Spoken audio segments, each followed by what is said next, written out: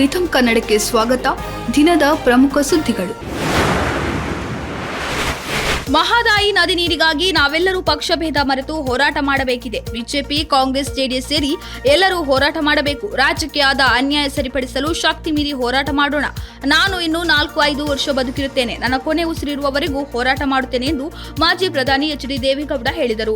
ಬೆಂಗಳೂರಿನಲ್ಲಿ ಸುದ್ದಿಗೋಷ್ಠಿ ನಡೆಸಿ ಮಾತನಾಡಿದ ಅವರು, ಮಹದಾಯಿ ಯೋಜನೆ ವಿವಾದ ನ್ಯಾಯಾಲಯದಲ್ಲಿದೆ. ಕಳಸಾ-ಬಂಡೂರಿಯಿಂದ 3.5 ಟಿಎಂಸಿ ನೀರು ಬಿಡಲು ಗೋವಾ ಆಕ್ಷೇಪ ವ್ಯಕ್ತಪಡಿಸುತ್ತಿದೆ. ಅದಕ್ಕೆ ನಮ್ಮ ಸರ್ಕಾರ ಪ್ರತಿಭಟನೆ ಮಾಡಿ ಅರ್ಜಿ ಹಾಕಿದೆ.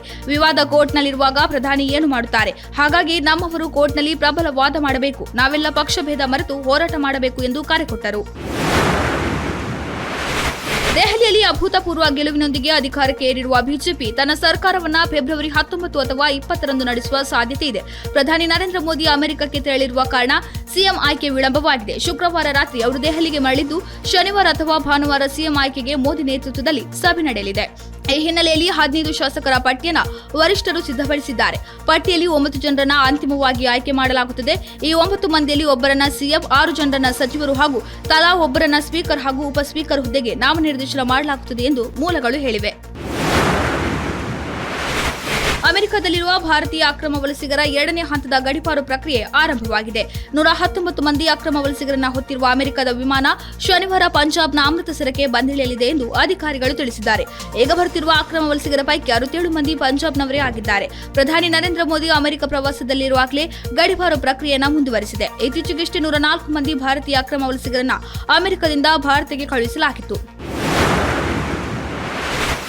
Wicket keeper batter Richa Ghosh Ellis Perry ಅವರ ಸ್ಫೋಟಕ ಬ್ಯಾಟಿಂಗ್ ನೆರವಿನಿಂದ ರಾಯಲ್ ಚಾಲೆಂಜರ್ಸ್ ತಂಡ ಮಹಿಳಾ ಪ್ರೀಮಿಯರ್ ಲೀಗ್ನ ಉದ್ಘಾಟನಾ ಪಂದ್ಯದಲ್ಲಿ 6 ವಿಕೆಟ್ಗಳ ಭರ್ಜರಿ ಗೆಲುವು ದಾಖಲಿಸಿದೆ. ವಡೋದರಾದಲ್ಲಿ ಶುಕ್ರವಾರ ಗುಜರಾತ್ ಜೈಂಟ್ಸ್ ತಂಡದ ವಿರುದ್ಧ ನಡೆದ ಪಂದ್ಯದಲ್ಲಿ ಸ್ಮೃತಿ ಮಂದಾನ ನಾಯಕತ್ವದ ಆರ್ಸಿಬಿಯು ಗೆಲುವು ಮೂಲಕ ಶುಭಾರಂಭ ಮಾಡಿದೆ.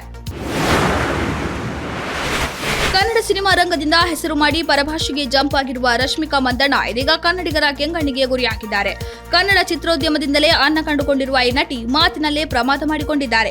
ರಶ್ಮಿಕಾ ಮಂದಣ್ಣ ನಟನೆಯ ಚಾವ ಸಿನಿಮಾ ಈ ಶುಕ್ರವಾರ ಬಿಡುಗಡೆಯಾಗಿದೆ. ಈ ಸಿನಿಮಾದ ಪ್ರಮೋಷನ್ ವೇಳೆ ತಾವು ಹೈದರಾಬಾದ್ನವರು ಎಂದು ಹೇಳಿಕೊಂಡಿದ್ದಾರೆ. ನಾನು ಹೈದರಾಬಾದ್ನವಳು ಅಂತ ಹೇಳೋಕೆ ಹೆಮ್ಮೆ ಅನಿಸುತ್ತಿದೆ. ನೀವು ಈಗ ನಮ್ಮ ಬಳಗ ಆಗಿದ್ದೀರಿ ಅನ್ನುವ ಮಾತುಗಳನ್ನ ಆಡಿದ್ದಾರೆ. ರಶ್ಮಿಕಾ ಮಂದಣ್ಣ ಆಡಿರುವ ಮಾತಿಗೆ ಸಾಕಷ್ಟು ಕನ್ನಡಿಗರು ಆಕ್ರೋಶ ವ್ಯಕ್ತಪಡಿಸಿದ್ದಾರೆ. ಇದಾಗಿತ್ತು ಈ ಹೊತ್ತಿನ ಪ್ರಮುಖ ಸುದ್ದಿಗಳು. ಇನ್ನಷ್ಟು ಹೆಚ್ಚಿನ ವಿಚಾರಗಳಿಗಾಗಿ ವೀಕ್ಷಿಸಿ ರಿಥಮ್ ಕನ್ನಡ.